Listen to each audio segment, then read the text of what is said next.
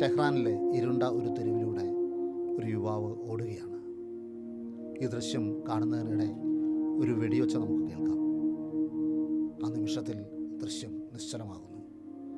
Mobile camera നിശബ്ദമാകുന്നു. 2026 പുലരുമ്പോൾ ഇറാനിലെ സാഹചര്യം ഇതാണ്.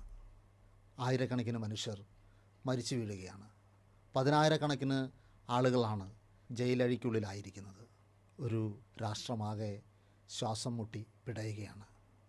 ഒരു മർദ്ദക ഭരണകൂടത്തിൻ്റെ കീഴിൽ മാത്രമല്ല, അതിനേക്കാൾ പഴയ, അതിനേക്കാൾ ഒരുപാട് ശക്തിവത്തായ മറ്റു ചില കാരണങ്ങൾ കൂടിക്കൊണ്ട്. ഈ എപ്പിസോഡ് ഇറാനിലെ ഭരണകൂടത്തെ ന്യായീകരിക്കുന്നതിനോ സംരക്ഷിക്കുന്നതിനോ വേണ്ടിയുള്ളതല്ല. കൂടുതൽ പ്രധാനപ്പെട്ട ചില ചോദ്യങ്ങൾ നമ്മൾ ചോദിക്കേണ്ടതുണ്ട് എന്നുള്ളതുകൊണ്ടാണ്.